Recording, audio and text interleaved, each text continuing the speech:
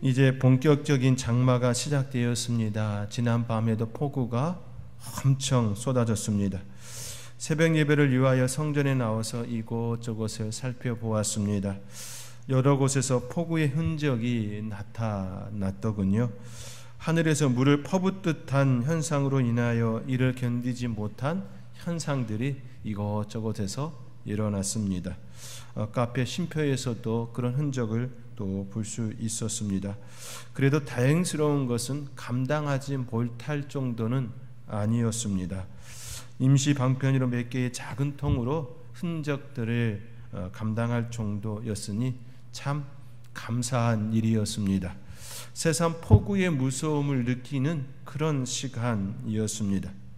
지난밤 여러분들은 잘 주무셨습니까? 잠은 우리에게 하나님께서 주시는 축복이지요. 저는 소리에 굉장히 민감하지 않기 때문에 아주 잘 잤습니다. 그런데 한 침대를 쓰고 있는 사람은 소리에 굉장히 민감해서 밤새도록 빗소리를 들었다라고 하더군요. 여러분들은 하나님께서 늘 평안한 잠을 주시기를 주님으로 축복합니다. 어떤 상황 속에서도 주님의 보호하심이 일어나게 주님의 이름으로 축원드립니다. 오늘은 본문 말씀을 통하여서 흔적에 대해 함께 생각해 보기를 원합니다. 하나님께서는 이스라엘 자손들에게 할례를 행할 것을 요구합니다. 할례는 남자의 생식기를 포피를 자르는 것으로 종교적인 의식입니다. 이처럼 하나님께서는 이스라엘 자손들의 남자들의 생식기의 포피를 자름으로써 언약의 담지자, 언약을 품은 자, 언약의 담지자임을 드러내셨지요.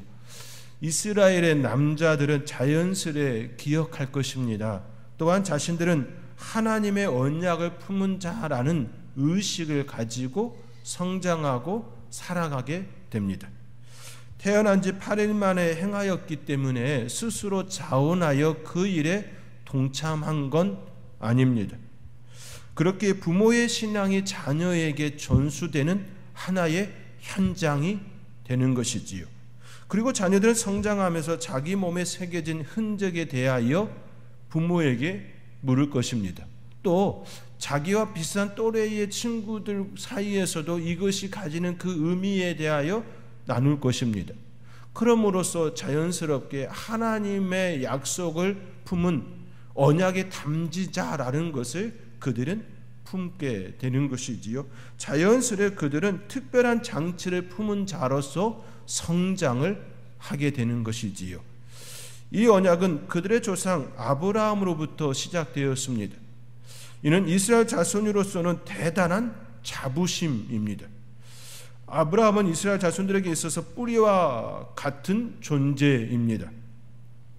예수님의 족보를 소개할 때도 아브라함을 먼저 언급할 정도로 매우 중요한 위치에 있었습니다.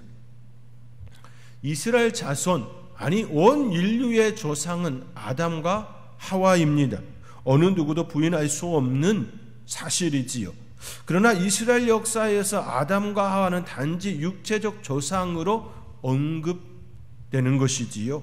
실제적인 언약의 시작점으로 접근하지는 않습니다. 물론 온시 복음은 아담과 하와에게 주어졌습니다.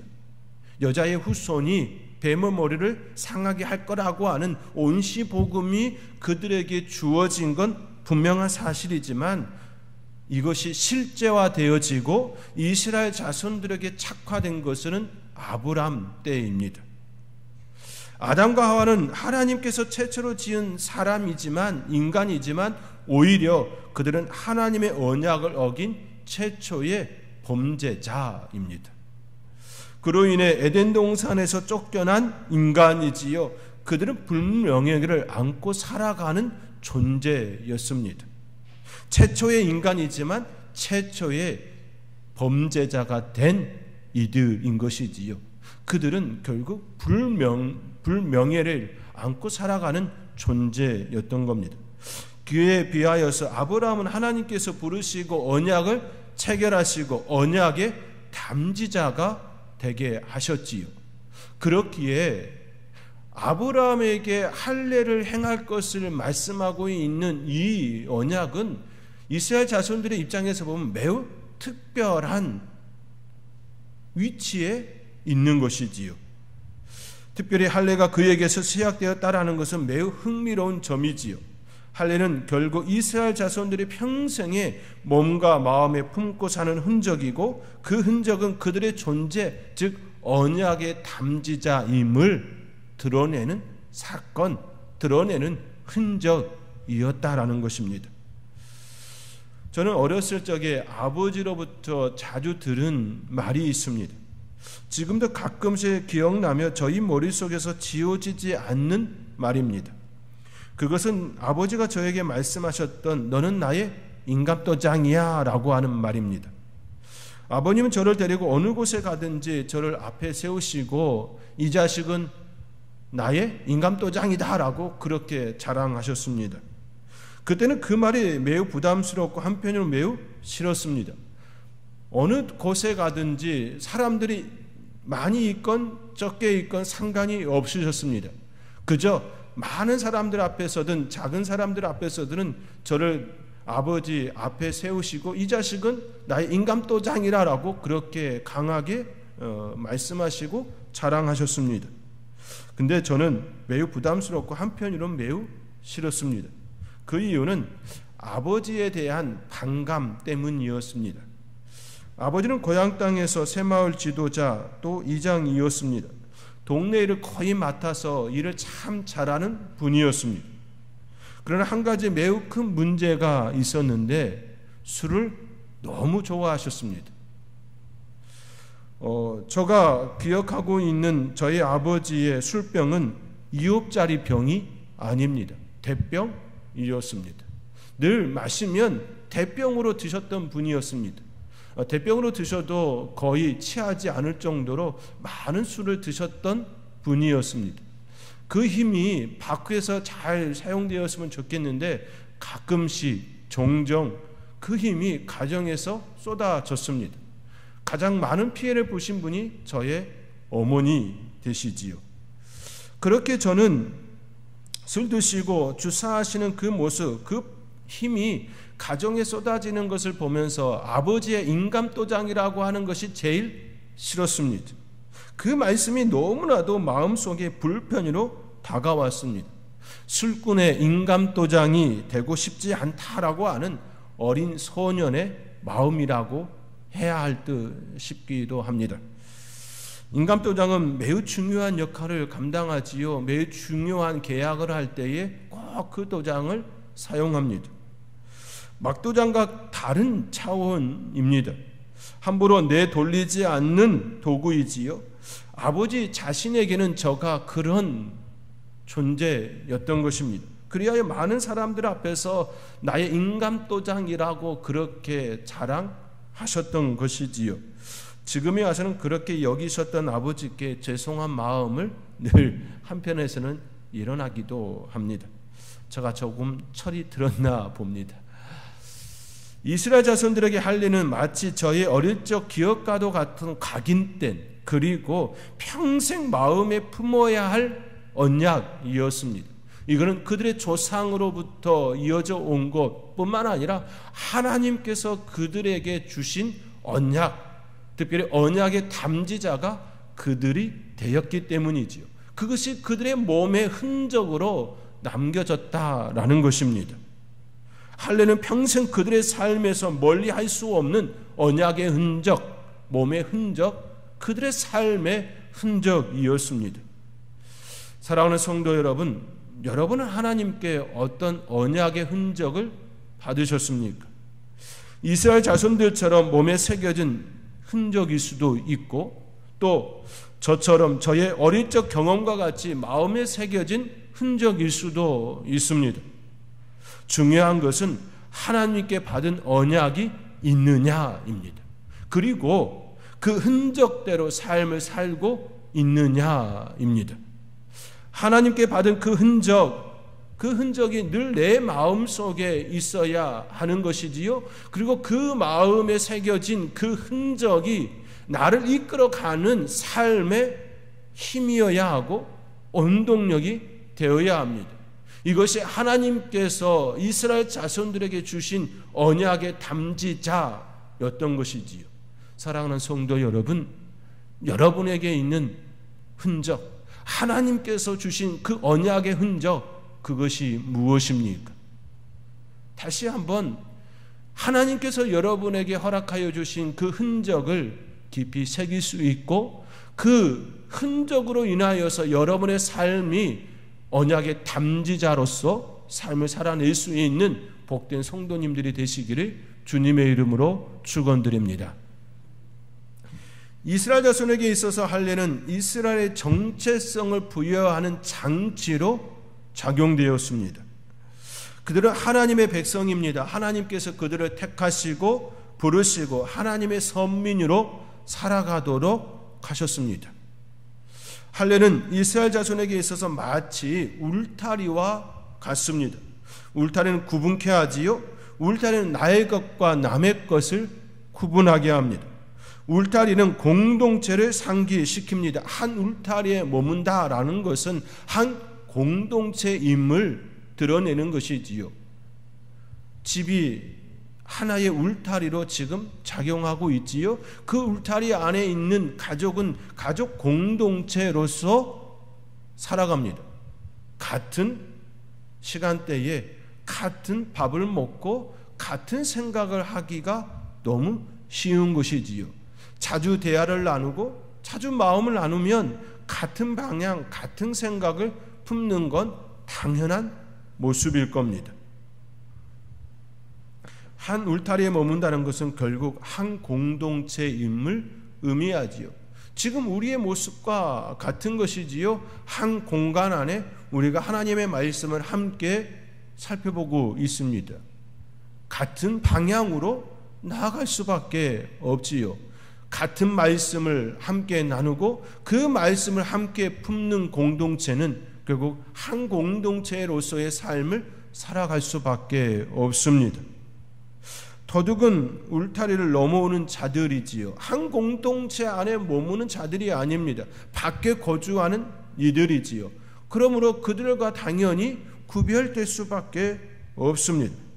할례라는 울타리 안에 있는 이스라엘 자손들은 자연스레 같은 마음, 같은 생각, 같은 목적을 갖습니다.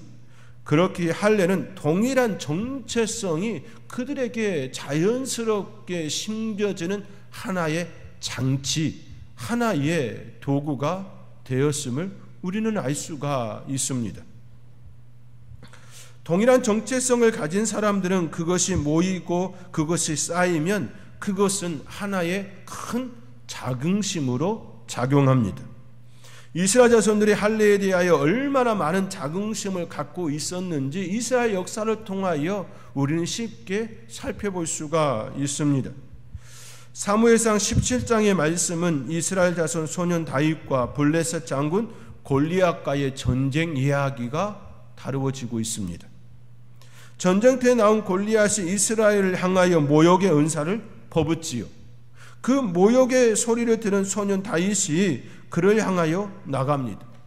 아버지의 심부름으로 형에게 다가갔던 그가 이 골리앗의 그 모욕의 언사를 듣고서 마음의 불편함이 일어난 것이지요.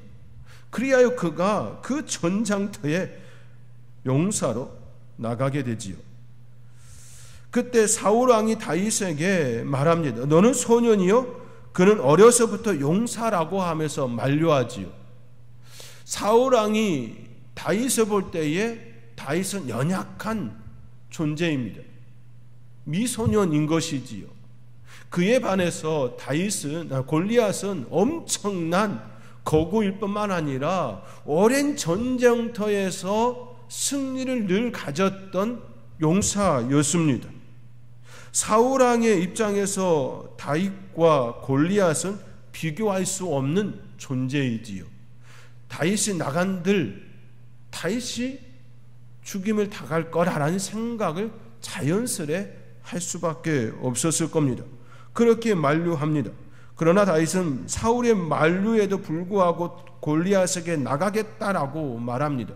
그러면서 다음과 같은 말을 하지요. 주의 종이 사자와 곰도 쳤은즉 살아계시는 하나님의 군대를 모욕한 이 할례받지 않은 블레셋 사람이리이까 그가 그 짐승의 하나와 같이 되리이다. 지금 골리앗 앞에 나아가는 다윗의 말이 할례받지 않은 블레셋 사람이리이까 라고 하면서 그가 그 짐승의 하나와 같이 될 거다라고 말하며 나아갑니다. 다윗이 골리앗에 나갈 때에 결국 골리앗을 할례받지 않은 블레셋 사람 이렇게 지칭하고 자신이 무찔렀던 짐승과 같이 될 거다라고 말합니다. 다윗의 생각에는 할례받지 않은 블레셋 장군 골리앗은 수없이 많은 전장터에서 승리한 군사이지만 다윗의 눈에 비춰진 그 골리앗은 짐승과 같은 존재인 것이지요. 할례받지 않은 블레셋 장군은 한낱 짐승과 같은, 그가 무찔렀던 사자와 곰과 같은 짐승과 같은 존재였다라는 것이지요. 하나님을 알지 못하고 하나님의 백성을 모욕하는 골리앗에 대한 다윗의 생각입니다. 이것으로 우리가 미뤄볼 수 있는 건 할례에 대한 자긍심이 얼마나 강했었는지 살펴볼 수 있는 것이지요. 언약의 담지자로서 또 할례의 정체성이 어떤 것인지를 그가 정확히 알고 있었기 때문에 엄청난 자긍심이 그의 안에 있었다라는 것을 생각해 볼 수가 있습니다. 다윗이 말한 것과 같이 할례는 그들에게 특별한 의미를 부여하지요.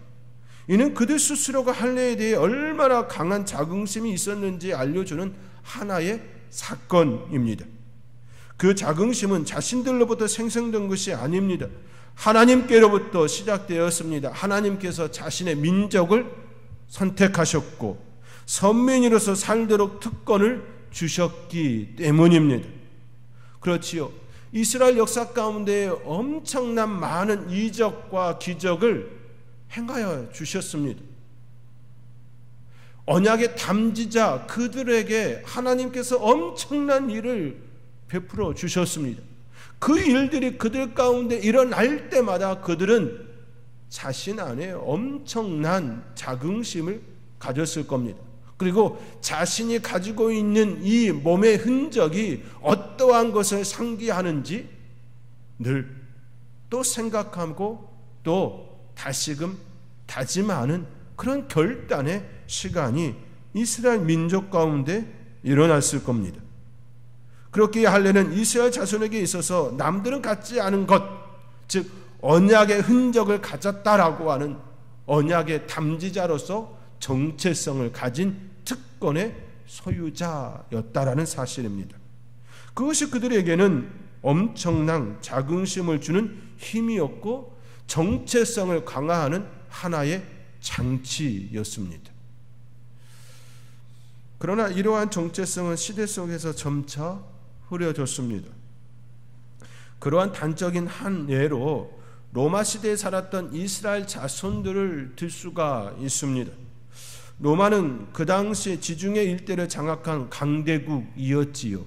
이스라엘은 그들의 속국으로서 그들이 가지고 있는 권력에 편중하고 싶어하는 이들이 일어났습니다. 그들에게 아첨하는 이들이 일어났고 그들과 함께 생활하고자 하는 이들이 점차 많이 증가하였지요.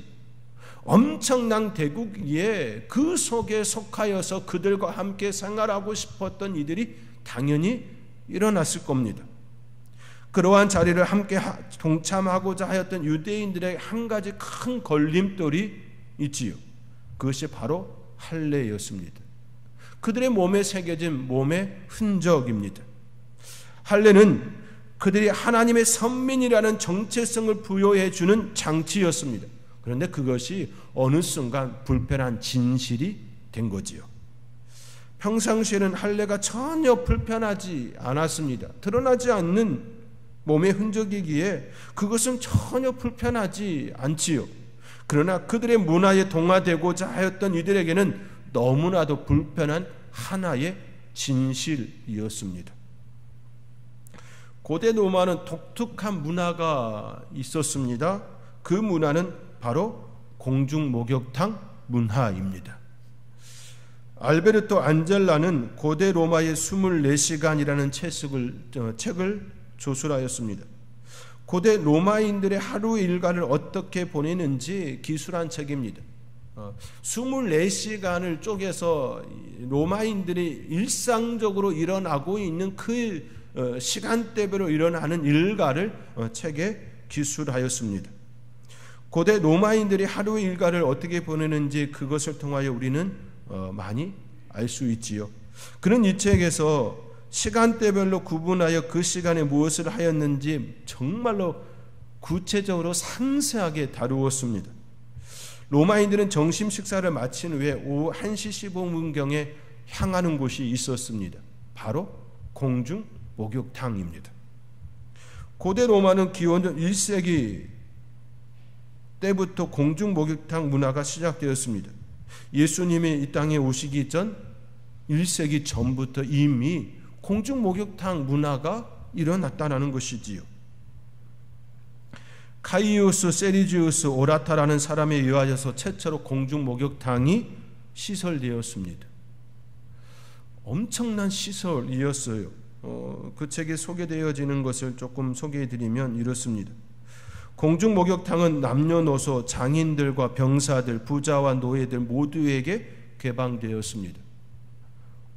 남녀노소, 장인들과 병사들, 부자와 노예들 모두에게 개방되었다라는 것이지요. 로마의 공중 목욕탕은 모든 이들을 차별하지 않고 출입하도록 허락하였습니다. 입장료는 1카드라스였고 1카드라스는 4분의 1 아스에 해당하였습니다. 1아스 단위로 포도주 한 병과 작은 빵 한 덩이를 살 수 있는 금액이었음을 감안할 때에 입장료는 매우 적은 저렴한 금액이었습니다. 누구나 이용할 수 있는 시설이었다라는 것이지요. 출입구를 통과하면 1m 깊이의 수영장이 나타납니다. 풀장입니다. 이때만 해도 로마 사람들은 수영을 할 줄 몰랐습니다. 단지 죽지 않을 정도의 실력을 가진 것이지요. 물에 빠져서 그냥 간신히 그 나름대로의 그러한 수영이었습니다. 지금 이 시대에 우리가 생각하는 그런 수영의 개념은 없었습니다. 1m 깊이의 이 수영장, 이 풀장은 여름에 무더위 속에서 시원한 냉수욕을 하는 장소였습니다. 이 공간은 잡담하기에 매우 좋은 최적의 장소입니다. 조금 더 안쪽으로 들어가면 반원형 돔 형태의 도서관이 있습니다. 토론의 장소이지요. 로마인들은 공개 토론뿐만 아니라 사적 모임을 매우 좋아하였기 때문에 토론하는 것, 대화하는 것은 너무나도 쉬운 일반적인 그런 일과였습니다. 공중목욕탕이 얼마나 큰지요.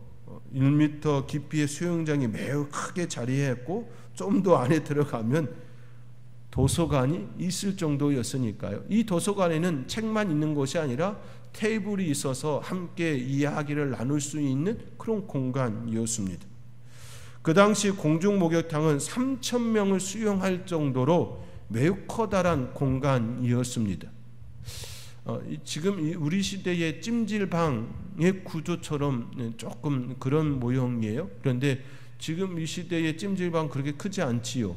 3,000명이 수용할 정도의 찜질방이 우리나라에 있나요? 저는 못 들어본 것 같아요. 제가 몰라서 그럴 수도 있고요. 3,000명을 수용할 정도로 빡빡하게 들어가는 그 정도의 수용이 아니고요. 여유 있게 공간 속에서 움직일 정도의 인원수가 3,000명이었다라는 겁니다. 음식을 파는 곳도 있었습니다. 또 한편에서는 운동장이 있었고요. 그 운동장에는 레슬링, 피구, 테니스와 같은 운동을 하였습니다. 마치 지금 시대 헬스 PT 하는 것과 같은 곳이에요. 그곳에서 레슬링, 피구, 테니스를 하면서 땀을 흘리는 겁니다. 땀을 흘린 이후에 탕에 들어가서 몸을 씻는 그런 역할을 한 것이지요. 이때 레슬링, 피구, 테니스는 남녀노소 다 들어갈 수 있다고 했지요. 남녀노소가 함께 뛰는 그런 공간이었습니다. 남자와 남자, 남자와 여자, 또 남자, 여자 이렇게 운동하는 그런 모습을 가졌던 것이지요. 더 안쪽으로 들어가면 마사지를 받는 공간이 있고 더 안쪽으로 들어가면 냉탕, 온탕, 열탕이 있었습니다. 공중목욕탕은 단순히 목욕을 위한 공간이 아니었던 것이지요. 하나의 교제의 장소, 토론의 장소, 교제의 장소, 잡담으로부터 시작하여 정치적 논쟁에 이르기까지 다양한 주제와 다양한 사람들이 어울려서 서로의 의견을 다루는 토론의 장이었던 것입니다. 그곳에 함께 그 문화를 누리기 위하여서는 그들과 함께 할 수 있는 모습이어야 하는 것이지요. 그러나 유대인들에게는 하나의 걸림돌이 있었습니다. 바로 할례이지요. 그 모임에 합류하기 위하여서 몸의 흔적을 지우는, 즉 포피를 복원하는 이들도 있었다라고 역사가들은 이야기합니다. 이러한 행위는 자신들의 선조를 부인하는 행위일 뿐만 아니라 자신의 정체성을 상실하는 모습이지요. 구별을 위한 장치가 불편한 진실이 되었습니다. 자신들의 정치적, 문화적, 사회적 활동을 방해하는 하나의 요소가 되었습니다. 방해물을 제거하기 위하여서 자신의 정체성, 몸의 흔적을 지워버렸습니다. 바로 로마 공중목욕탕은 하나의 재료일 뿐인 것이지요. 근본적으로 그들의 자신의 정체성이 흔들렸다라는 겁니다. 시간이 지나면 지날수록 그들이 가지고 있었던 언약의 담지자로서 또 정체성의 그 문제가 이스라엘 자손들 가운데에 일어났다라는 것이지요. 사랑하는 성도 여러분, 이 시대의 그리스도인들도 마찬가지입니다. 우리는 모두 십자가의 흔적을 가졌습니다. 십자가는 우리를 살리는 구원의 도구입니다. 십자가는 예수님의 보혈을 상징하는 흔적입니다. 그리스도인으로서 십자가의 은혜를 상실한다면, 그리고 고대 로마 시대와 같이 문화적, 사회적, 정치적 모임을 위하여 자신의 정체성을 부인한다면, 또는 그리스도의 십자가 걸림돌로 여겨진다면, 우리는 진정으로 우리의 정체성을 다시금 생각해야 할 것입니다. 이러한 흔들림이 없는 그리스도인이 될 수 있기를 주님의 이름으로 권면드립니다. 할례는 이스라엘 자손들에게 언약의 담지자가 되게 하였을 뿐만 아니라 하나님의 선민이라는 정체성을 부여해 주었습니다. 그렇다면 지금 이 시대를 살아가는 우리는 할례에 대하여 어떤 생각, 어떤 마음을 품어야 할까요? 우리에게는 이 할례에 대하여서 어떤 생각, 어떤 마음을 품어야 할지 생각의 필요성이 필요하다라는 겁니다. 어떤 주제를 접근할 때에 성경의 일부만을 취해서는 온전한 해석을 할 수가 없습니다. 할례도 마찬가지입니다. 그리하여 우리는 종종 할례에 대하여 잘못 접근할 때가 있습니다. 그 잘못된 해석은 할례를 몸의 흔적으로만 기억한다라는 사실입니다. 성경은 구약 시대 때부터 이스라엘 자손들에게 단순히 할례를 몸의 흔적으로만 접근하지 않았습니다. 신명기의 말씀에 비추어 보면 할례는 몸의 흔적을 뛰어넘는 마음의 문제였습니다. 신명기는 출애굽 2세들에게 주신 하나님의 말씀입니다. 신명기 10장에는 그 당시 할례에 대한 어떤 생각을 하고 있는지 우리로 하여금 깨닫게 하지요. 신명기 10장은 모세가 시내산에서 십계명을 받고 내려왔을 때 일어났던 사건을 다루고 있습니다. 모세가 시내산에서 하나님께 십계명을 받고 있을 때 산 아래에서는 아론과 그의 백성들이 금송아지 형상을 만들고 그것에 절하고 우상 숭배를 하지요. 이러한 현장을 본 모세가 십계명 두 돌판을 받고 내려왔지만 그 두 돌판을 그들을 향해 던져 깨뜨렸습니다. 그리고 그때 하나님께서 모세를 통하여 이스라엘 자손들에게 무엇을 원하는지 말씀으로 가르쳐 주셨습니다. 신명기 10장 12절의 말씀입니다. 제가 읽어드리겠습니다. 이스라엘아, 내 하나님 여호와께서 내게 요구하시는 것이 무엇이냐? 곧 내 하나님 여호와를 경외하여 그의 모든 도를 행하고 그를 사랑하며 마음을 다하고 뜻을 다하여 내 하나님 여호와를 섬기고. 10장 12절 이하에 계속해서 나오는데 건너뛰어서 15절에 이렇게 되어 있습니다. 여호와께서 오직 내 조상들을 기뻐하시고 그들을 사랑하사 그들의 후손이 너희를 만민 중에서 택하셨음이 오늘과 같으니라. 16절입니다. 그러므로 너희는 마음의 할례를 행하고 다시는 목을 곧게 하지 말라. 마음의 할례를 행하고 다시는 목을 곧게 하지 말라라고 말씀합니다. 신명기의 말씀처럼 모세는 출애굽 2세들에게 가르칩니다. 마음의 할례를 행하여 다시는 목에 곧게 하지 말라라고 가르치지요.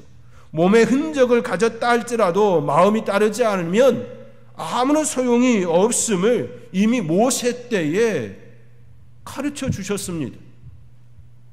몸의 흔적은 하나의 징표에 불과하지요. 하나의 징표에 불과합니다. 진정으로 행해야 할 것은 몸의 흔적을 뛰어넘는 마음입니다.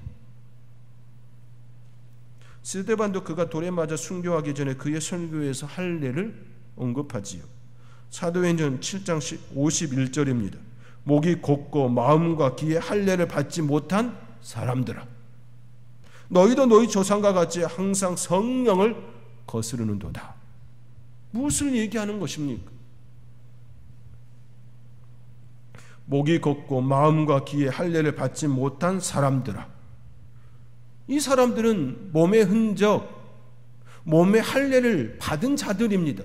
그런데 지금 스데반은 몸의 흔적을 뛰어넘는 마음의 할례를 이야기하고 있습니다.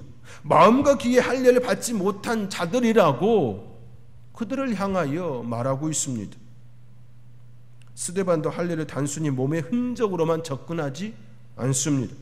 하나님의 말씀, 복음을 거절하는 이들에 대하여 목이 곧고 마음과 귀의 할례를 받지 못한 자들이라고 스데반은 그들을 향하여 말씀하고 있습니다. 설교하고 있습니다. 예수님의 도를 따르지 않는다 하여 돌로 쳐 죽이는 이들, 그렇지요. 예수님의 도를 따른다 하여 돌로 쳐 죽이는 이들이 바로 할례를 받은 자들이었고 그들이 바로 마음의 할례를 받지 않은 자들이었습니다. 그들은 몸의 흔적은 가졌지만 하나님의 말씀으로, 복음으로 마음의 할례를 갖지 못한 자들입니다. 몸의 흔적만을 자랑하는 그들은 그것을 고수하기 위하여 예수님을 죽인 자들이었습니다. 그들이 몸의 흔적은 가졌을지 몰라도 마음과 귀의 할례를 받지 못한 자들이었습니다. 이는 이 시대에 우리가 받아야 할 할례가 무엇인지 말씀은 분명하게 가르쳐주고 있습니다. 예수님 시대를 넘어 신약 시대 그리고 교회 시대의 그리스도인들이 받아야 할 할례가 무엇입니까? 몸의 흔적으로서 할례가 아니라 예수님의 말씀으로 거듭나는 마음의 할례이어야 합니다. 우리의 귀와 입과 생각이 새로워져야 합니다. 하나님의 말씀으로, 복음으로 새로워지지 않으면 이스라엘 자손들이 비록 몸의 흔적은 가졌을지 몰라도 하나님께 속한 자들이 아니었던 것입니다. 진정한 하나님의 선민은, 진정한 하나님의 자녀는 마음의 할례를 받은 자들입니다. 그리스도의 복음으로 마음이 새롭게 된 자, 그가 진정한 할례를 받은 자입니다. 이들이 진정한 언약의 담지자이고 바른 정체성을 가진 자들입니다. 사랑하는 성도 여러분, 예수 그리스도의 복음으로 몸의 흔적이 아닌 마음의 흔적을 가지시기 바랍니다. 진정으로 우리가 품어야 할 것은 예수 그리스도의 십자가의 그 흔적만이, 그 보혈만이 우리를 살리시고 우리를 영원한 언약의 담지자로서 새 언약을 품은 자, 이것이 성경이 말하고 있는, 구약과 신약이 우리에게 가르쳐주는 할례의 진정한 의미입니다. 이 할례의 의미를 품고 살아갈 수 있는 저와 여러분이 될 수 있기를 주님의 이름으로 축원드립니다. 기도하겠습니다. 몸의 흔적으로만 갖는 것이 아니라 그것을 뛰어넘어 우리의 귀와 우리의 눈과 우리의 입과 우리의 마음과 생각이 예수 그리스도의 복음으로 할례를 받아 새 언약의 담지자로서 그 흔적을 우리의 삶 가운데 드러내는 언약의 징표자들 되게 하여 주옵소서. 그러한 삶을 살아낼 수 있는 모든 성도님들 다 되게 하여 주시옵소서. 이 모든 것 감사하고 예수님의 이름으로 기도하옵나이다. 아멘.